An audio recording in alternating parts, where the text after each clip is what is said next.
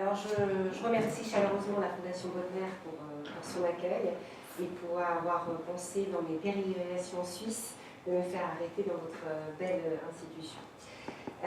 Donc là, je vais vous parler de numérisation patrimoniale en partant de l'expérience de l'ADNF, donc de ce point relatif-là, et en essayant de parcourir un petit peu les questions qui peuvent flotter et émerger lorsque l'on parle de numérisation patrimoniale. Donc par exemple, comment articuler la mise à disposition de ressources sur le web tout en gardant la pertinence d'une collection physique. D'autres réponses, est-ce que la numérisation est vraiment une clé, une solution pérenne pour la conservation de documents patrimoniaux? Est-ce qu'il faut tout numériser et pouvons-nous d'ailleurs tout numériser? Donc c'est vrai que pour aborder ce propos, on pourrait en effet avoir deux approches. Les deux approches principales qu'on a, c'est soit une approche très très positive, voire autour d'un fantasme, c'est-à-dire il nous faut tout numériser, et on pense un peu à la bibliothèque de Babel par Borges, où il exprime que quand on proclama que la bibliothèque comprenait tous les livres, la première réaction fut un bonheur extravagant. Donc est-ce que la numérisation aurait cette chose magique où à un moment donné, tout serait accessible, et qu'est-ce qu'on entend par ce tout? Ça, c'est pour l'approche de la numérisation patrimoniale dans le sens de son innovation et sa puissance de la technologie. L'autre approche qui est existante et qui a émergé dès les débuts des premières numérisations, c'est évidemment la peur de la technologie reposant sur le postulat que tout numériser conduirait mécaniquement à la mort du livre papier. Et que donc en fait la numérisation ce serait un levier de substitution et non pas de complémentarité des documents physiques qui préexistent.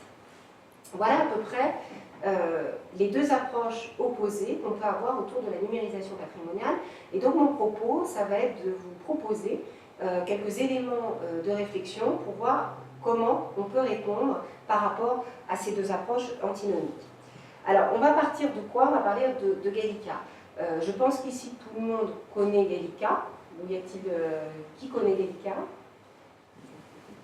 Voilà, donc là j'ai la chance d'avoir un auditoire acquis en tout cas sur la notoriété de Gallica, mais ce n'est pas toujours le cas, puisque si je m'avançais à une enquête de terrain, y compris sur l'esplanade de la BNF de Tolbiac ou bien à Richelieu, tout le monde ne connaît pas forcément la bibliothèque numérique. Donc au-delà de cette affaire de notoriété, donc de cette bibliothèque numérique de la Bibliothèque de France, des fonds de la Bibliothèque nationale de France, mais aussi qui héberge des ressources numérisées d'autres institutions françaises et francophones, on peut se dire, voilà, comment définir en fin de compte une bibliothèque numérique? Est-ce que le fait de mettre en ligne des ressources patrimoniales numérisées est suffisante pour déclarer qu'on est face à une bibliothèque numérique? Quelle est la différence entre une base de données, une bibliothèque numérique, un site d'information culturelle et autres? La tradition, on va dire, de définition classique d'une bibliothèque numérique repose sur un triptyque qui est donc visible dans cette équation, à savoir une bibliothèque numérique présente du contenu, des données et pas seulement des métadonnées. Donc il héberge des fichiers et donne à voir des fichiers et pas forcément des métadonnées. Donc une bibliothèque numérique n'est pas forcément un portail qui va donner à voir, qui va mettre à disposition des métadonnées descriptives de contenu. Une bibliothèque numérique a normalement les contenus des fichiers numériques et tous les éléments descriptifs de ces documents numériques. Ça, c'est le premier point. Gallica y répond, puisqu'en effet, dans Gallica, vous avez bien un réservoir documentaire de 3,5 millions de documents. La deuxième chose, ce sont des services associés ou des fonctionnalités. De la même façon qu'une bibliothèque publique et physique ne va pas seulement mettre à disposition ou prêter des documents, mais que vous avez des services qui sont proposés, donc soit des services de médiation, d'accompagnement grâce au personnel bibliothécaire de bibliothèque, soit des infrastructures qui vous permettent de vous asseoir, de vous brancher votre ordinateur, etc. Une bibliothèque numérique va proposer aussi un certain panier de fonctionnalités qui va vous permettre de mieux accéder ou de mieux comprendre les ressources numérisées qui sont à votre disposition. Pour cela, Gallica a développé un certain nombre de fonctionnalités qui peuvent être déjà un moteur de recherche, un visualiseur avec une fonction de zoom, une possibilité de télécharger des documents et ainsi de suite. Les services associés, ça peut aussi aller plus loin avec de la médiation numérique, donc de l'aide aux accès aux documents, des accès structurés, donc une arborescence, une structuration des accès pour accéder aux documents, et pousser jusqu'à de l'éditorialisation, c'est-à-dire une présentation des documents qui sont ainsi mis en ligne et rassemblés dans cette interface. Enfin, tous ces efforts de numériser, de mettre à disposition des documents, de créer donc, avec des développeurs et des informaticiens donc, des fonctionnalités, a quand même un but, c'est qu'il y ait un public au bout, c'est-à-dire que des gens l'utilisent. Donc ça, c'est quelque chose d'extrêmement important, c'est-à-dire que la définition de Gallica se fait par les éléments qui la composent, mais aussi par les personnes qui l'utilisent. Les usagers sont une part définitoire de ce qu'est une bibliothèque numérique. Ces usagers, nous les appelons des gallicanautes. Concernant Gallica, on s'est permis un néologisme, puisqu'on avait la chance d'avoir un segment d'usagers qui était très actif et qui portait Gallica comme un outil nécessaire et utile pour eux. Ces usagers, c'est aussi ceux qui vont faire vivre les ressources numérisées que l'on met à disposition. Et c'est grâce à eux et grâce à l'évolution de leur pratique qu'on va faire évoluer les services associés à Gallica. Donc on va avoir des allers-retours, donc ça on pourra tout à fait en parler après de la méthodologie de ces allers-retours avec ces usagers qu'on a, qui vont nous dire, bah voilà, avoir trois visualiseurs dans une même interface, c'est lourd. Sortir d'un premier visualiseur pour pouvoir accéder au Zoom, c'est pénible. Il faut vous débrouiller, mais il faut quand même à un moment donné que vous arriviez à nous faire tout ça plus simplement. Ce sont à la fois des critiques constructives pour penser ensemble l'évolution d'une interface. Une bibliothèque numérique ou tout simplement une interface mise en ligne, que ce soit une base de données, etc., il faut toujours l'avoir dans une dynamique et non pas dans un effet statique de mise à disposition d'un contenu, d'un savoir, de connaissances, hein, ça peut être différents secteurs, qui n'a pas évolué. La question des usages et des usagers est vraiment un point essentiel, qui est aussi un levier pour combattre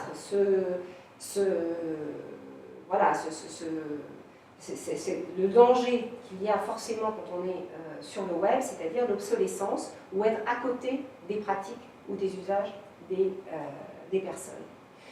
Donc, Gallica va répondre à tout ça, mais pas seulement. On voit que Gallica répond aux définitions d'une bibliothèque numérique et que c'est sur cette définition que je vais me baser pour répondre aux différentes questions que j'ai évoquées au début, mais c'est aussi un résultat. Gallica est aussi l'incarnation d'une politique de conservation et de diffusion d'une institution culturelle qu'est la BNF. Donc ce n'est pas un outil décontextualisé, c'est aussi un outil qui traduit, et on va voir comment, les choix qui ont été faits par la BNF par rapport à une technologie nouvelle qui était la numérisation et par rapport à un usage nouveau qui est l'accès à des ressources en ligne. Alors quand on parle de Gallica, est-ce que l'on parle d'un seul Gallica ou au contraire, est-ce que en fait Gallica présente des avatars et qu'en fin de compte on devrait plus parler d'une galaxie de Gallica et d'un Gallica. Une bibliothèque numérique, donc Gallica, a plusieurs visages, puisque par le fait même qu'elle s'enrichit en termes de volumétrie documentaire ou, comme je l'ai dit, de fonctionnalités qui vont évoluer, mais pas seulement. Lorsque l'on parle de Gallica, vous avez la bibliothèque numérique par laquelle vous accédez sur gallica.bnf.fr, donc ça vous la connaissez, qui présente majoritairement des documents numérisés provenant du domaine public, donc jusqu'à 1945, et un certain nombre de ressources qui ont été le fruit de négociations avec des auteurs ou des éditeurs pour une diffusion libre et gratuite dans Gallica. Ce contenu et les fonctionnalités qui vont avec sont visibles dans des Gallica qu'on appelle dupliqués. Par exemple, jusqu'à septembre 2015, vous avez eu pendant 6 mois un accès à ce qu'on appelle Gallica Labs. Donc lorsque vous visualisiez un document dans le Gallica d'avant, puisqu'on a fait une nouvelle mise en production, vous aviez un bouton qui vous permettait de basculer vers Gallica Labs, qui est exactement le même Gallica en termes de contenu, mais qui vous fait tester une nouvelle fonctionnalité. On a changé de visualiseur il y a quelques temps, et avant de le mettre en production sur gallica.bnf, on l'a proposé d'abord aux usagers sur ce Gallica Labs. Donc on a un avatar de Gallica qui anticipe un peu les nouvelles fonctionnalités qui vont être mises en œuvre. L'autre Gallica dupliqué, c'est le site Gallica Mobile, où là on voit bien qu'on a un Gallica qui est adapté à un usage spécifique qui est la mobilité, mais qui reprend les mêmes caractéristiques que le Gallica. On a aussi un Gallica augmenté dans les emprises de la BNF dès lors que vous allez en salle de lecture, que ce soit à partir de votre portable ou à partir d'ordinateur, vous accédez à des ressources numérisées qui sont plus importantes que les ressources numérisées qui sont visibles sur gallica.bnf.fr. La BNF est détentrice, a comme devoir d'assurer le dépôt légal des documents, et à ce titre, a forcément aujourd'hui une version numérique des documents des livres qui sont déposés au titre du dépôt légal, puisqu'il y a eu une évolution dans la réglementation du dépôt légal. Les éditeurs doivent non plus déposer 2 livres imprimés à la BNF, mais un livre imprimé et un fichier numérique, et que nous numérisons des documents qui sont sous protection du droit d'auteur, donc ils ne peuvent pas être diffusés librement et gratuitement sur gallica.bnf.fr, mais qui, au titre de la bibliothèque publique, sont disponibles dans les salles de lecture. Donc dans Gallica, vous avez 3,5 millions de documents. Dans Gallica Intramuros, vous avez un Gallica augmenté, vous atteignez à peu près 4 millions de documents. Enfin, quand on parle de l'évolution de Gallica, on parle aussi d'une personnalisation de Gallica. Nous avons la chance d'avoir un service informatique et des informaticiens et des développeurs qui travaillent à Gallica au sein de la BNF. Et ce produit national qu'est la bibliothèque numérique Gallica développe certaines fonctionnalités qui peuvent être utiles à d'autres institutions qui ont le même objectif que nous, à savoir mettre en ligne des ressources numérisées. Donc nous avons instauré un système, nous appelons un système marque blanche qui existe donc dans le secteur privé, à savoir qu'une entreprise qui a développé un outil le vend à un tiers et peut le personnaliser. Alors les fonctionnalités sont les mêmes, mais les couleurs et l'interfaçage est aux couleurs personnalisées de l'institution qui a recours à ce système. C'est ce qu'on appelle le marque blanche, le système en marque blanche. Ce système en marque blanche, nous l'avons développé Gallica Marque Blanche et nous l'avons initié dans une expérimentation avec la bibliothèque numérique de la Bibliothèque interuniversitaire nationale de Strasbourg, la BNUS, qui a son site qui s'appelle Numistral, qui fonctionne exactement comme Gallica. Donc les fichiers numériques de Strasbourg sont hébergés dans Gallica. Les fonctionnalités que vous trouvez sur Numistral, que ce soit le moteur de recherche, que ce soit les fonctionnalités de zoom ou de téléchargement, sont exactement les mêmes que sur Gallica, mais vous êtes dans une interface qui est aux couleurs graphiques en fait, de Numistral.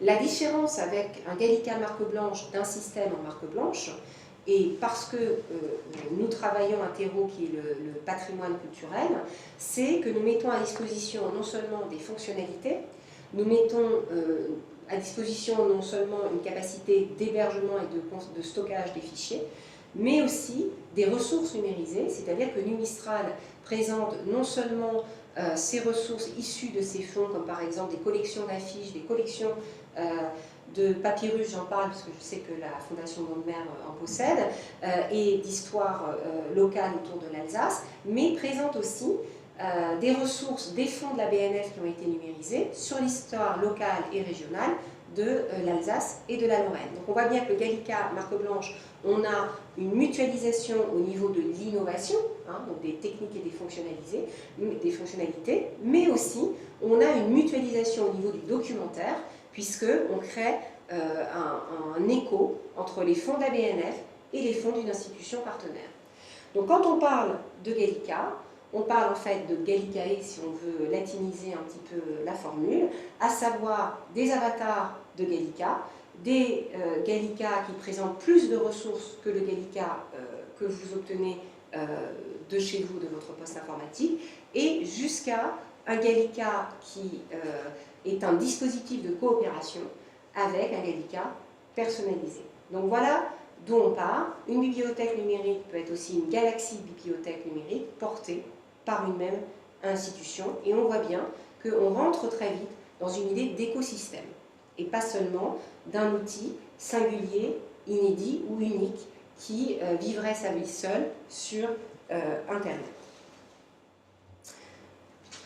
Je mets à part les applications mobiles, parce que déjà ce sont des applications qui ont donc des fonctionnalités qui peuvent être différentes et qui peuvent aussi présenter des ressources différentes et d'une façon adaptée au support mobile. Donc une application mobile peut tout à fait exister aux côtés d'un site qui est en responsive design. Donc le site Gallica mobile va disparaître, puisque aujourd'hui le site Gallica est en responsive design. En revanche, les applications mobiles sont des déclinaisons adaptées pour des supports mobiles, vont être préservées. Donc quand j'ai parlé des différents visages de Gallica, j'ai parlé évidemment de la volumétrie. Donc un des critères définitoires de Gallica, évidemment, ce sont ses ressources. Dans l'histoire de cette bibliothèque numérique, on a eu, et on le verra comment, un enrichissement extrêmement rapide des ressources numériques. En 1997, 5000 documents étaient disponibles dans Gallica. Aujourd'hui, on est à plus de 3,5 millions.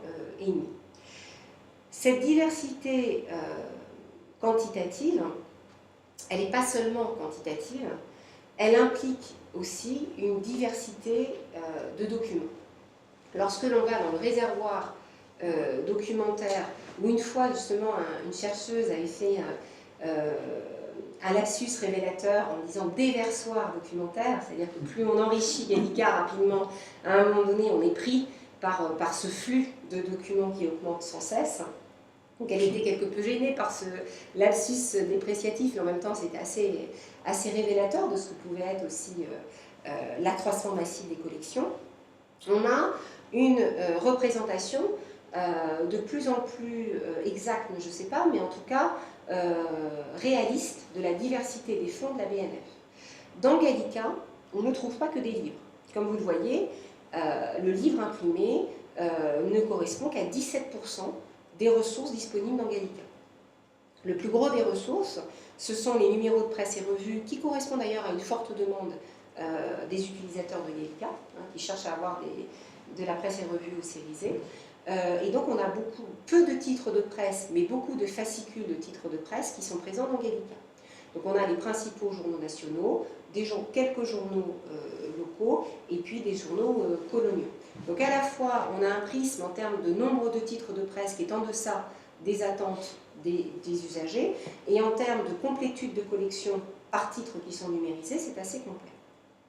On a évidemment de l'iconographie, 24%, qui dans la question de la réappropriation des ressources documentaires de Gallica en dehors du segment du public acquis que peuvent être les chercheurs ou l'amateur érudit, sont la matière la plus exploitée ou la plus exploitable par un public plus divers, qui peut être un public de journalistes, un public de personnes qui aiment bien le détournement par rapport à l'actualité, etc. Et donc cet usage-là s'est vu notamment par une opération qu'on avait conduite avec le Youth Post, où on avait pris les commandes en fait du community management du Youth Post, et on avait interagi avec l'actualité du moment à partir de documents de Gallica. Donc là-dessus, vous avez un Spotify qui existe sur un petit peu les réactions des usagers par rapport à ce détournement plutôt léger à partir d'une ressource patrimoniale. Ce que ça veut dire aussi, un enrichissement documentaire avec une visibilité de plus en plus croissante d'une diversité de typologies documentaires, ça veut dire que ça va avoir une implication aussi sur l'évolution des fonctionnalités.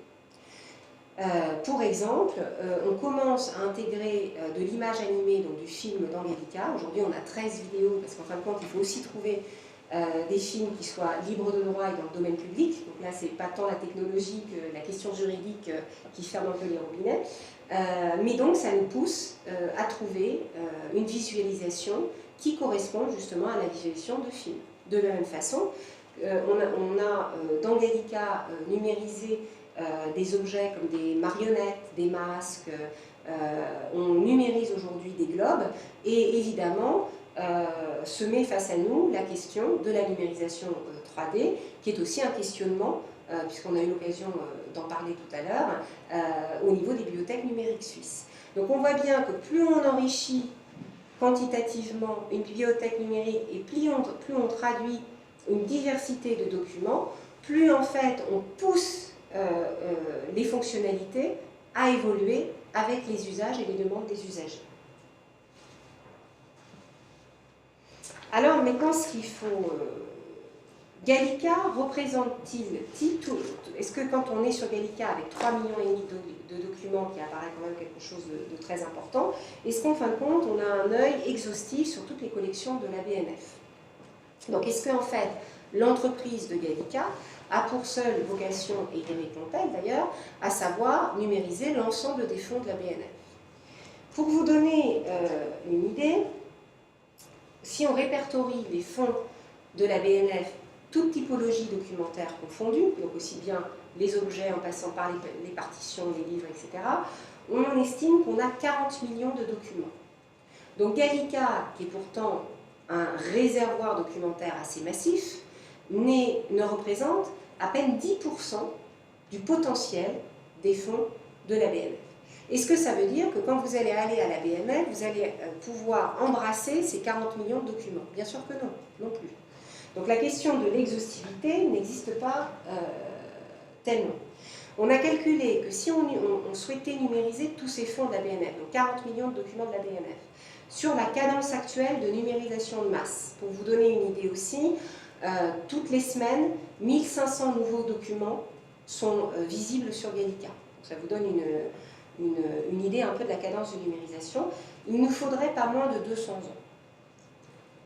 Et il faudrait que sans ces 200 ans, la numérisation reste encore une solution et une technologie pertinente.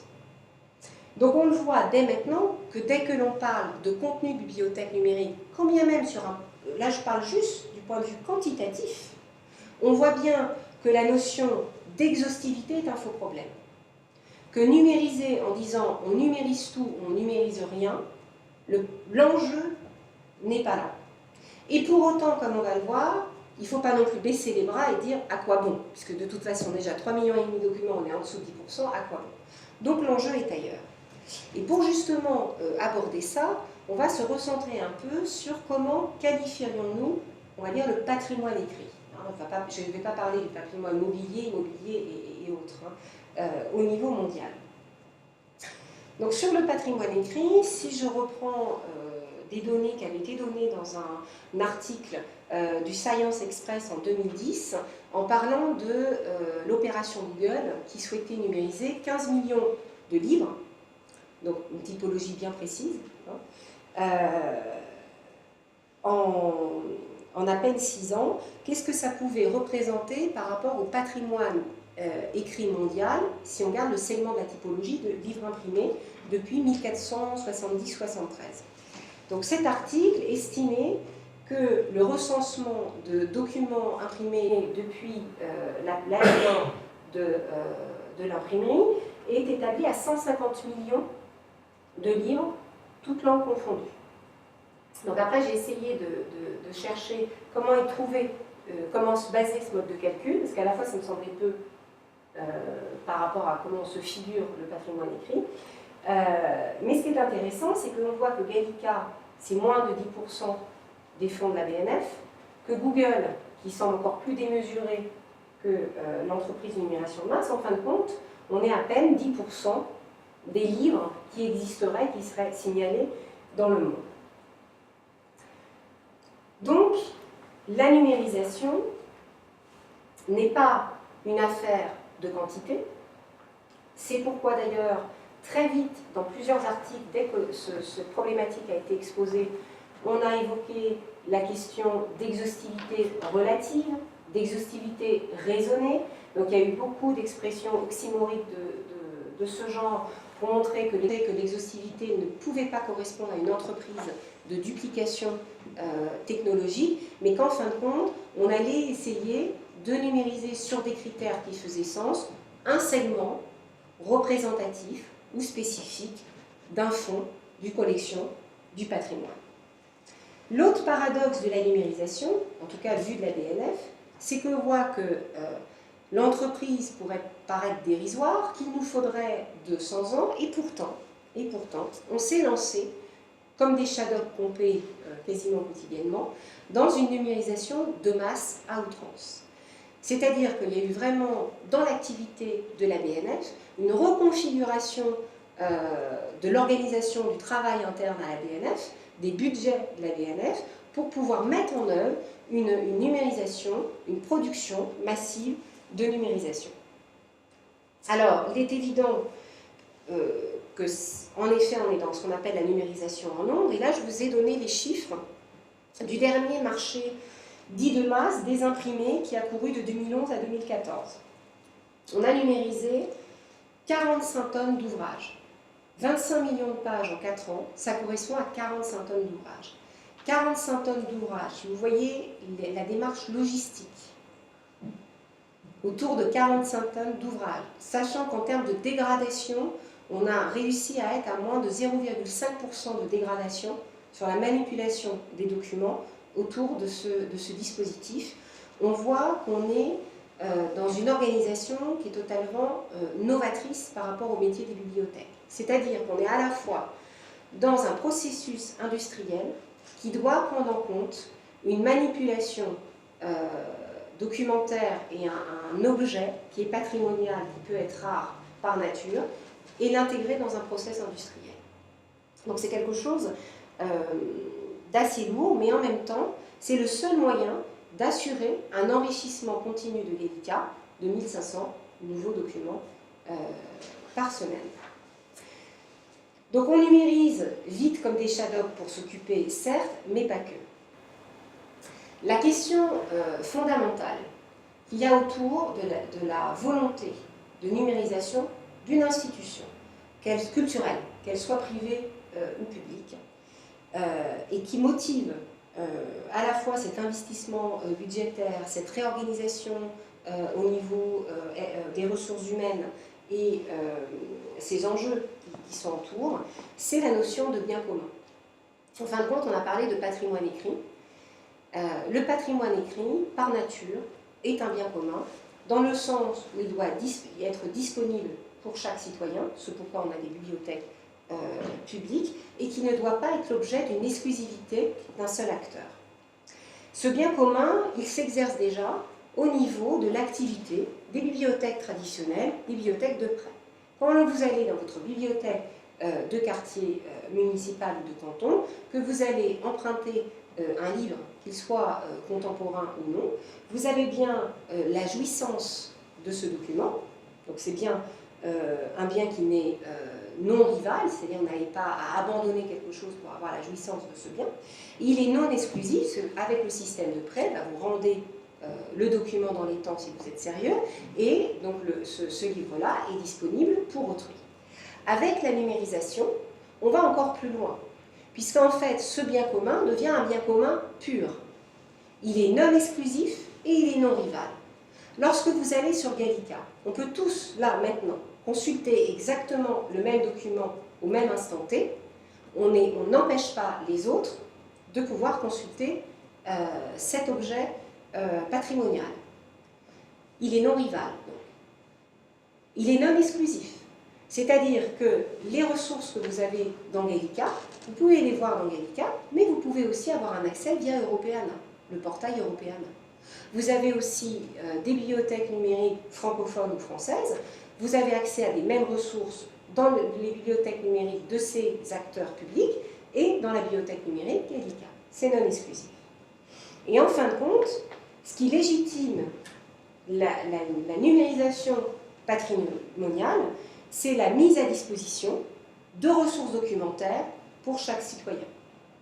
Donc, la numérisation patrimoniale, l'enjeu, ce n'est pas l'exhaustivité. L'enjeu repose sur un acte politique de mise à disposition de ce qui appartient à tous. Pour vous illustrer ça, dans l'histoire de la BNF et de la numérisation de la BNF, j'ai retenu 2 chapitres de son histoire. Le premier, c'est la construction des 4 livres ouverts de Dominique Perrault, la très grande bibliothèque donc, qui est dans Paris 13e. Et on va voir comment Gallica s'inscrit dans ce projet architectural et politique. Et le deuxième, évidemment, c'est la réaction de Jean-Noël Jeanneney, qui était président à ce moment-là, de la BNF et de l'Europe face au défi Google. Lorsque Frédéric Mitterrand, dans sa politique de grands travaux, a décidé de construire une bibliothèque, il a souhaité un grand projet architectural, donc de patrimoine immobilier, bien évidemment, mais pas seulement. Il a aussi exprimé le souhait d'avoir la plus grande et la plus moderne bibliothèque du monde. Donc comment dans ce projet-là, il y a eu l'inscription aussi de l'accès aux ressources. L'accès aux ressources, il s'est tout simplement fait virtuel, s'est fait déjà en posant une première brique qui est essentielle, qui a été, au moment même où le chantier de Dominique Perrault commençait, il y a eu un autre chantier parallèle qui commençait, d'architecture virtuelle, qui était l'informatisation des catalogues de la BNF. Donc dès 1997, on a recruté des gens, on a priorisé cette action-là, c'était que les catalogues de la BNF puissent être rétroconvertis. Et c'est cette première brique de rétroconversion des catalogues de la BNF qui a permis de donner sens à la numérisation des documents de Gallica. Si vous numérisez sans une colonne vertébrale de signalement de ce que vous numérisez, vous mettez une goutte d'eau dans une mer qui est de plus en plus grande, qui est le web. Donc le premier acte de la numérisation est un acte qui s'accompagne d'une volonté de créer un lieu ouvert pour les ressources patrimoniales, donc c'est cette architecture Perrault, et dans lequel on inscrit déjà l'idée d'une interface virtuelle qui s'incarnait par les postes de lecture assistés par ordinateur. Je ne sais pas si certains d'entre vous ont eu la chance de les pratiquer, puisque c'est moderne, puisque vous avez aux côtés de la mise à disposition de documents physiques, un interfaçage par écran pour accéder à un même contenu. Ce qui a changé, et c'est un autre de l'histoire et des paradoxes de la numérisation de la BNF, c'est que l'on voit que Gallica, dans les premiers temps, s'est inscrit dans un projet géolocalisé et matérialisé, l'architecture Perrault, et qu'avec l'avènement de l'Internet, c'est devenu un service et un produit virtuel et hors les murs. Gallica Intramuros, c'est ce qui reste de cette implantation de la mise à disposition virtuelle de ressources. L'autre événement historique important, ça a été la numérisation par Google. Alors, une révolution différée d'un jour ne se fait peut-être jamais. Je pense que Jean-Noël Jeanneney relisait Diderot juste à ce moment-là, puisque avec énormément de rapidité et d'énergie, il a approché les tutelles, le ministère de la Culture, le Premier ministre et le Président, ainsi aussi que les acteurs à l'échelle européenne, pour dire voilà, on ne peut pas laisser Google numériser seul du patrimoine écrit. Pourquoi ? C'était le risque, si on revient à la définition du patrimoine, qui n'est pas seulement quantitatif, mais qui est aussi ontologique, donc par rapport à son caractère d'être un bien commun, c'est laisser le risque, si on le laisse à un acteur privé, qu'un jour, il décide que ce bien commun pur soit exclusif, c'est-à-dire de réduire les possibilités d'accès direct à l'information. Donc là, pour le positionnement, ce n'est pas d'empêcher Google de numériser, de toute façon ça tombe bien parce que ce n'était pas possible, c'était plutôt de dire il y a un équilibrage qui est à faire, puisque ce bien commun, il peut être tout à fait saisi par des acteurs privés, bien évidemment, qui ont en plus en termes de réflexion technologique ou d'innovation, absolument pas les mêmes objectifs qu'une bibliothèque, puisque Google est un moteur de recherche. Google essaye d'être puissant dans les algorithmes, ce qui n'est pas le cas d'une bibliothèque numérique qui reprend quand même les fonctions classiques du métier de bibliothécaire, qui est de structurer, créer des granularités, donner des accès qui retracent l'histoire de composition d'un fonds ou la logique d'une collection. Dans Google Books, vous n'avez absolument pas la logique de collection ou la logique diachronique de constitution d'un fonds. C'est extrêmement différent, foncièrement différent. Donc quand bien même Google, la BNF, la British Library numérisent le même titre, l'usage ne sera pas le même. Donc quand à l'époque, il y avait vraiment aussi un effet de redondance, dès lors que Google numérise, ce n'est pas la peine de numériser, ce qui n'empêche pas qu'il peut y avoir des rapprochements pour essayer de mutualiser tout ça et de récupérer des fichiers bien faits, hein, bien sûr, mais dès lors que ça n'a pas le même objectif, il n'y a pas forcément une redondance première. Donc il y avait deux enjeux à cette action-réaction. Le premier, c'était un positionnement de principe par rapport à un acteur public qui se doit de garantir l'accès à un bien commun qui est le patrimoine. Le deuxième, c'était un enjeu professionnel, c'est-à-dire en tant que représentant d'un corps qui était les bibliothécaires, et pour lesquels l'objectif de numérisation qu'avait Google n'était pas le même que celui des institutions des sciences de l'information, du documentaire. Cette position politique a été largement soutenue par le ministère de la Culture et de la Communication. C'est à partir de ce moment-là qu'on a eu les budgets pour rentrer dans une numérisation de masse, puisque le marché dont je vous parlais, les 45 tonnes de documents, les 25 millions de pages qu'on a reconduits, c'est à partir du budget du Centre national du livre du ministère de la Culture et de la Communication. Donc il y a eu une véritable action concrète face au lobbying qui a été fait par Jeanne Monnet. Et d'autre part, il y a eu un positionnement politique de l'Europe, puisque c'est à partir de ce moment-là où il y a eu une fédération de bibliothèques européennes pour mettre en œuvre le portail Europeana, qui encore aujourd'hui est le fruit d'une collaboration et d'une coopération entre différents acteurs européens. Donc on le voit bien, la numérisation de masse, la volonté de numériser, c'est un acte politique qui ne se recoupe pas du tout avec la notion d'exhaustivité. On va tout numériser, on ne se met dans la numérisation de masse pour tout numériser, on se met dans la numérisation de masse pour pouvoir tenir un peu, être quand même un contre-pouvoir par rapport à certains acteurs privés qui pourraient mettre en péril, ou pas d'ailleurs, on n'en sait rien, mais bon, le bien commun. Et deuxièmement, ça fait partie de nos fonctions régaliennes de mettre à disposition le patrimoine qui est dans nos magasins.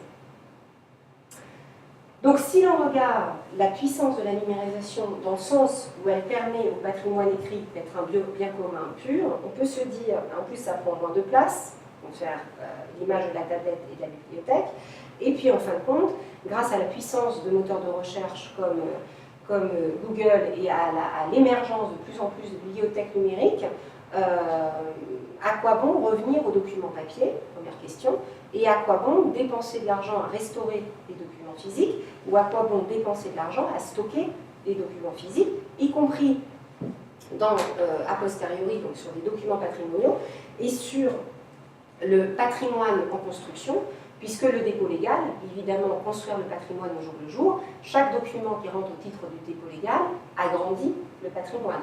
Il ne faut jamais voir le patrimoine comme quelque chose de fixe, puisque à la fois d'une manière prospective, il s'accroît, et d'une manière a posteriori, il s'accroît aussi pour deux raisons. D'abord, tout le patrimoine écrit n'est pas signalé. Nous n'avons pas connaissance de tout ce qui existe. Pour vous donner un exemple, à la Bibliothèque nationale de France, nous avons un département qui s'appelle l'inventaire et qui a en charge de signaler des documents qui sont dans les magasins de la BNF, mais qui n'auraient pas fait l'objet de signalement au moment du dépôt légal. Donc tous les jours à la BNF, on a en fait une construction des fonds de la BNF en réveillant les documents oubliés parce qu'ils ne sont pas signalés dans les catalogues, et en adoptant de nouvelles créations grâce à l'édition contemporaine. Donc on voit bien que l'élargissement du patrimoine écrit, il se fait chaque minute. Deuxièmement, il se fait aussi par évidemment les legs, les dons que des personnes peuvent faire à la BNF, puisque là aussi, tout d'un coup, rentrent dans le patrimoine commun des fonds des collectionneurs. Donc la question de la numérisation ne doit pas être en opposition avec la conservation des documents. Pourquoi? Quand je vous parle de la numérisation patrimoniale par rapport au bien commun, il faut voir, là je vous parle d'une opportunité historique, technologique. Il y a eu une technologie dans l'histoire humaine, la numérisation, dont s'est emparé les acteurs du savoir pour créer un autre support pour véhiculer le savoir. Ça, c'est ce qu'on a vu, l'opportunité historique. Mais il y a aussi une opportunité technologique qui va dans le continuum du devoir du bibliothécaire d'assurer la conservation pérenne des objets qui sont les supports de ce savoir ou de ce patrimoine. De la même façon que avant la numérisation, on microfilmait les documents, donc ça, les lecteurs de microfilm, je pense que vous les avez vus et vous les voyez encore, de la même façon, on va numériser. On est dans un continuum de duplication homothétique de supports de conservation pour essayer d'anticiper la possibilité d'avoir toujours accès au contenu, quelles que soient les évolutions des technologies ou les usages. Et la numérisation rentre dans ce continuum. Donc on est presque dans une mise en abîme de ces supports homothétiques, puisque par exemple, on va numériser des microfilms. Quand vous allez dans Gallica, et d'ailleurs, beaucoup de gallicanos râlent en disant on peut numériser en 400 dpi, en couleur, etc., mais on a quand même de la numérisation de microfilms. Pourquoi? Oui. On est dans un système de poupée russe, de matrioshka, on va numériser, on va en fait créer un support homothétique d'un autre support homothétique d'un document original existant. Voilà. Et que ça, c'est une politique de conservation qui n'est pas de la redondance, qui est de la complémentarité pour assurer la mise à disposition d'un contenant par une diversité, d'un contenu par une diversité de contenants. Donc on est à la fois dans le comble, je dirais, du bibliothécaire. Donc c'est-à-dire, là, je reprendrai en fait une phrase qu'on a dans Villiers de l'Isle-Adam concernant l'Ève futur, passer par le transitoire pour faire de l'éternel. Donc c'est très emphatique hein, quand même pour le métier de bibliothécaire, mais ça veut bien dire ce que ça veut dire.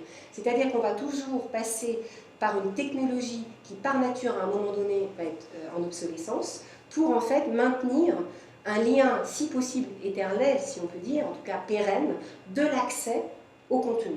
Et que ça, c'est un argument et c'est une valeur qui appuie l'entreprise de numérisation en masse. Là encore, on est loin de dire on numérise tout. On est loin de dire on n'a pas besoin du document papier où on va mettre à la poubelle les microfilms. On s'inscrit bien dans un continuum. Alors contrairement peut-être à l'opportunité historique et politique qui fait qu'on va numériser, l'opportunité technologique, il y a une nouvelle façon et de nouveaux supports, on va essayer pour créer ce continuum, donne ce que Massimiliano Fuksas appelle un chaos sublime au niveau de l'architecture. Donc, pour contextualiser son expression, Fuksas a beaucoup travaillé sur les grandes barrières d'immeubles des banlieues, qui ont été faites dans les années 70, où là il y a deux solutions mais qui ne sont pas toujours possibles. La première, c'est on reste, on recommence, donc ce n'est pas toujours possible pour des questions de coût et puis aussi pour des questions purement de sécurité ou d'architecture. Et donc il a été confronté dans ses différents travaux à retravailler l'architecture de ces grandes barrières de banlieue sans tout détruire. Et donc il dit, voilà, je suis rentré en fait dans un chaos sublime, c'est-à-dire que je devais absolument faire des compromis avec de l'existant qui était aujourd'hui sociologiquement inepte, ou aujourd'hui inepte notamment par rapport à toute la sensibilisation qu'on a par rapport aux matières de développement durable. Donc je dois faire avec, et en même temps, je suis tenue de prendre en compte le monde dans lequel je vis, les nouvelles innovations, les nouvelles matières qui existent, et de créer un chaos qui finalement, je l'espère en tant qu'architecte, est sublime, c'est-à-dire répond quand même à 80% aux besoins des habitants. La numérisation, quand on regarde l'évolution des standards, on a exactement la même chose. Et Gallica, pour ça, est une photographie assez intéressante qui, par rapport à des historiens des supports de savoir, est vraiment une matière. C'est-à-dire que dans Gallica, vous avez toutes les strates technologiques de la numérisation. Vous avez les premières numérisations en noir et blanc, sans OCR. Vous avez les numérisations de microfilmage qui continuent aujourd'hui, vous voyez pourquoi maintenant. Vous avez la numérisation qui prend en compte, enfin comme il se peut, les critères qualitatifs d'aujourd'hui de la numérisation. 400 à 600 dpi pour certains documents. On a de l'OCR à 100%, de la reconnaissance optique de caractère. Donc il s'agit la numérisation est un acte photographique, donc vous avez une prise de vue, et ensuite vous allez avoir un acte informatique, où vous allez avoir chaque lettre va être traduite de manière binaire 0-1 pour que puisse être reconnue par le système informatique et vous puissiez faire des recherches plein texte. Vous me corrigerez si je l'exprime, si je donne une mauvaise définition. Et donc, la reconnaissance optique de caractère se calcule en pourcentage. Donc, vous voyez quelquefois des documents sérisés à 60%, 90%, 99%. Ça signifie que, par exemple, dans un mot qui a 10 lettres, si 9 lettres sont reconnues, vous avez une ossérisation à 90%. Une nouvelle technologie est apparue, donc c'est l'EPUB. L'EPUB nécessite une reconnaissance de caractère à 99,9% voire 100%. Et donc dans Gallica, vous avez des documents numérisés qui ont aussi une version EPUB, donc qui sont extrêmement bien numérisés. Donc vous voyez, vous avez un éventail de standards et de normes qualitatives qui sont extrêmement fluctuantes selon les strates technologiques. Et vous avez bien un chaos sublime dans Gallica qui crée d'ailleurs de la déception pour les usagers. Certains documents qui ne sont que sur microfilmage ou qui font l'objet d'une numérisation des premiers temps de Gallica, évidemment, pour l'usager d'aujourd'hui qui connaît une très bonne numérisation, c'est déceptif. Mais la numérisation de conservation, c'est aussi ça. C'est garder trace de l'évolution des marches technologiques que l'on prend dans une technologie donnée, qui est la numérisation. Alors là, je vais vous passer une petite vidéo, mais je crois que ça ne marche pas. Donc je vais vous dire en beaucoup moins bien ce que dit Roger Chartier. Donc Roger Chartier est un historien du livre, et donc à nombreuses reprises, on l'a interpellé sur la numérisation et signe-t-elle la mort du livre papier? À quoi bon conserver des documents physiques dès lors que les choses sont en ligne? Et je mets, en prenant le postulat qu'on arrive à tout numériser. Voilà. Et donc la réponse de Roger Chartier, elle se situe à deux niveaux. D'abord, il rappelle justement, dans des mots différents, donc c'est pour ça que j'y vais vite, je ne vais pas reprendre mon propos, sur le continuum nécessaire des supports d'accès au savoir. Donc ça, évidemment, il le rappelle. La deuxième chose est plus une perception sociologique et de l'histoire, en fait, des pratiques de l'Homo sapiens, si je puis dire. C'est-à-dire qu'il va bien exprimer que de la même façon qu'on n'a pas la même approche d'un contenu lorsque l'on parle, on part d'un livre avec donc des pages que l'on tourne, un certain volume, un certain poids, et d'un livre sur écran, et qu'en fait il faut qu'il y ait des traces de cette perception de l'objet qui véhicule le savoir. Et que donc dans l'histoire de l'homme, tout simplement, ou des civilisations, il n'y a pas que le contenu qui est important, mais il y a quels sont les différents vecteurs de ces contenus et quelles sont les différentes réactions de l'homme par rapport à ces différents supports. Et que ça fait une partie totale de l'histoire de la culture et des civilisations. Et que donc conserver ou restaurer un document physique, on peut tout à fait restaurer un document physique quand bien même on a un microfilm, la numérisation et peut-être demain une nouvelle technologie.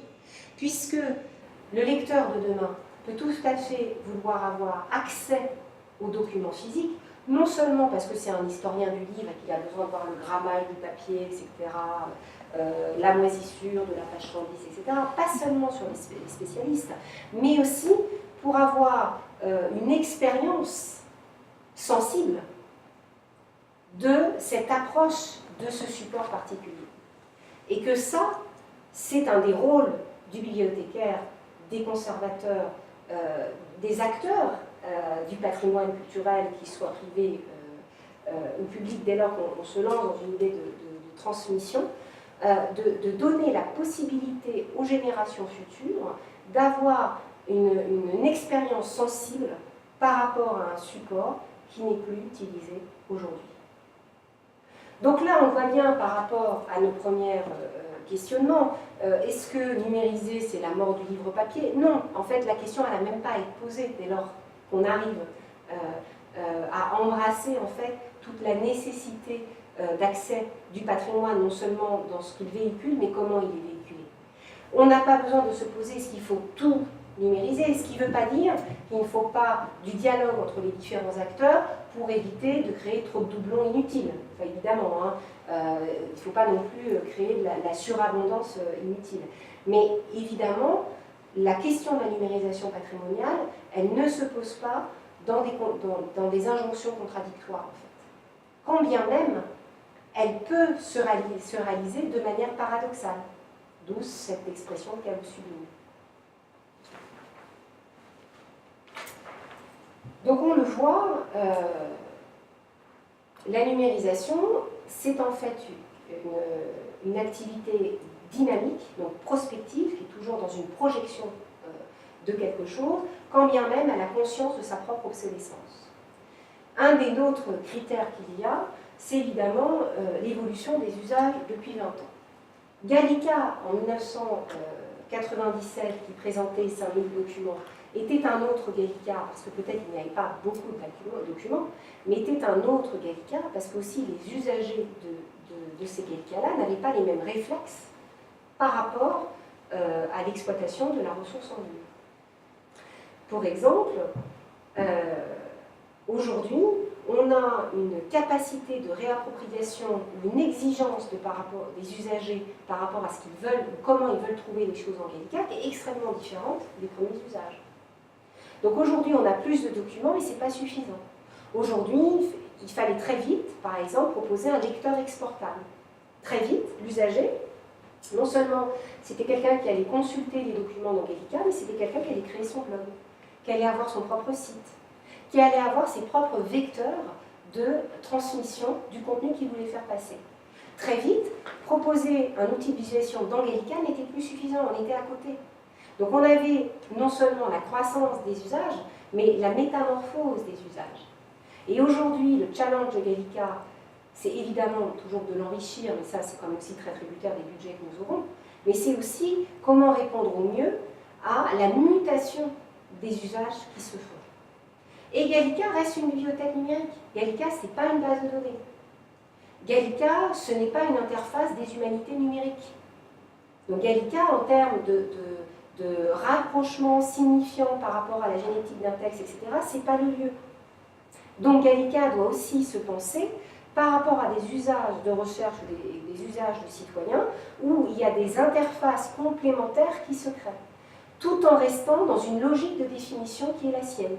Gallica, bibliothèque, numérique, académique, et on revient à notre triptyque de définition des usages, des contenus, des publics, mais des publics changeants. Donc aujourd'hui, pour vous donner une idée des usages de Gallica, on recense 50 000 visites par jour de Gallica. Et on estime qu'on est sur l'année, donc ça correspond à 14-15 millions de visites. Alors une visite, c'est pas forcément une visite de 10 minutes, 1 heure, voilà. Enfin, c'est une visite où la personne s'est trompée et on sent dans la rapidité du clic le « oups, je me suis trompée ». Donc là, on a vu ce qui dominait dans l'ambition de la numérisation vue par la BNF, mais qu'on pourra partager après dans notre discussion. On a vu un petit peu l'articulation qui était nécessaire entre des supports différents et puis entre des publics qui évoluaient aussi assez rapidement d'ailleurs par rapport à leurs usages. L'autre chose que donne la numérisation patrimoniale par rapport à la perception que l'on a de ce savoir, c'est que non seulement il duplique du savoir avec différents supports, mais il le transforme aussi. On a vu que le patrimoine était en mutation constante puisqu'il s'enrichissait par différents canaux minute après minute, mais il se transforme aussi dans sa nature première. Et pour cela, je m'appuie en fait sur une conférence qu'avait donnée Wells, l'auteur de La guerre des mondes, en 1938, sur l'éducation. Sur en fait toutes les méthodologies d'éducation et ce que devait être l'enseignement dans un monde futur. Et évidemment, par l'autruchement de ce thème, il abordait la question du savoir et du patrimoine. Et donc à un moment donné, il dit, voilà, en fin de compte, alors il ne parlait pas d'interface, mais le lieu, il ne parlait pas non plus virtuel, mais l'endroit, le nuage, on parlait du cloud informatique, mais voilà, le paysage, on va dire. Le paysage du futur, où on devrait retrouver le savoir, devrait avoir la densité du vertébré et la fluidité de l'anime. La densité, alors bon c'est compliqué, hein, voilà. Mais la densité du vertébré, pourquoi? Parce qu'il doit être structuré. Qu'à un moment donné, il doit répondre à une certaine structuration qui est un axe structurant de cet enrichissement massif qui arrive. Mais ce n'est pas suffisant. Et là, on revient à l'idée d'un patrimoine qui n'est pas statique de toute façon. La vertèbre, elle doit quand même être souple, sans avoir de scoliose. Donc on ne peut pas seulement attribuer la construction d'un patrimoine mutant que sur la question de l'axe structurant. Il y a aussi la fluidité de la ligne. La fluidité de la ligne, ça veut dire que les lignes peuvent bouger, les formes peuvent bouger. Et donc, en fin de compte, on arrive à une créativité d'une signification différente ou d'une approche différente. Pour le dire autrement, on crée non pas une agrégation de ressources numériques, mais on crée un système, une organisation telle que le définit Edgar Morin au niveau économique. Donc Edgar Morin définit en fait un système en disant c'est l'agencement de relations entre composants ou individus qui produit une unité complexe ou système, dotée de qualités inconnues au niveau des composants ou des individus eux-mêmes. Et en fin de compte, dans la perception d'une bibliothèque numérique, ce qu'elle peut donner à voir, c'est bien ça, c'est une organisation, un système. Soit qu'il y a des prolongations beaucoup plus sophistiquées par des sites de recherche, qui sont dédiés à ça, soit qui donnent la matrice, les premières vertèbres, ou les premières souplesses pour construire ce troisième patrimoine, cette troisième voie du patrimoine. Alors pour cela, j'ai donné deux exemples rapides. Le Florus dispersus de Lycodikès, où là en fait on a ce document est conservé par fragments dans 3 bibliothèques différentes, Saint-Pétersbourg, une en Suisse et une à la Bibliothèque nationale de France. Ces fragments ont été numérisés et donc on a une interface, où on a une interface de visualisation pour voir le document dans son ensemble. C'est quelque chose qu'un chercheur, même s'il se déplace une fois à Saint-Pétersbourg, une autre fois à Genève, une autre fois à Paris, n'a pas cette vision immédiate de ce document en une fois. Même si ce n'est pas la même perception qu'on l'aurait eu au 7e ou 8e siècle, puisque de toute façon, ce n'est pas le même support. Donc là, on crée bien une autre façon d'appréhender un contenu ou un savoir. L'autre point, c'est évidemment la génétique des textes dans Gallica. Dans Gallica, vous avez un réservoir documentaire où tout d'un coup, vous avez les travaux d'un écrivain, les éditions annotées, l'édition Princeps, et puis des carnets. Donc évidemment, on a ça dans plus. On met à disposition.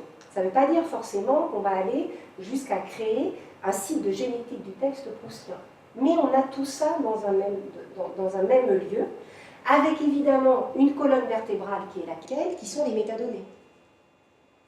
La colonne vertébrale qui est le choix des entités nommées, le choix des normes et standards, le choix de la granularité descriptive pour qu'à un moment donné, ça ce soit une matière exploitable. Le jusqu'au boutisme du travail sur ces métadonnées se traduit dans un autre produit que crée la BNF, qui est data.bnf.fr, qui tend à créer des relations entre ces différentes métadonnées. Donc voilà, on va parler de web sémantique. Et notre enjeu de demain, c'est comment ce produit qui met en relation et qui donne sens entre différentes métadonnées par rapport à un même objet, va aider l'utilisateur dans Gallica à appréhender Gallica non pas comme un déversoir, où on s'y perd, mais comme un réservoir où on a des accès structurés. Donc on le voit bien que là, on est dans la démarche d'une bibliothèque est une autre création. On réinvente le patrimoine. Mais ce n'est pas nous, bibliothécaires, qui réinventons le patrimoine. Nous, on est dans des perspectives de conservation, on est dans des perspectives de mise à disposition d'un contenu, parce que l'enjeu d'un patrimoine, c'est d'abord la créativité. C'est d'abord aussi un fil qui continue à être tissé entre des générations pour mieux comprendre ce qui a été fait hier et donner à voir autrement. Et qu'en fin de compte, Gallica, ce n'est pas une somme, ce n'est donc pas la somme de toutes les ressources numérisées qu'on capitalise de strates historiques de numérisation en numérisation, mais on est bien sur un tout, c'est-à-dire sur quelque chose qui dépasse chaque ressource numérisée qui est dedans. Alors je voulais finir mon propos sur un petit clin d'œil à Audiard, parce que je l'aime beaucoup. Et donc, est-ce que justement la numérisation, c'est on ventile, on disperse, on fait tout façon puzzle? Oui et non. Vous voyez bien pourquoi. C'est-à-dire, oui, on crée un puzzle. Oui, on a des briques. Oui, les perspectives de numérisation qui sont faites en Suisse, aux États-Unis, etc., on a des pièces d'un puzzle. Sauf que ce puzzle, on n'a pas forcément, nous, acteurs d'aujourd'hui, la visibilité sur le monde de ce que cela donnera demain. Je vous remercie beaucoup.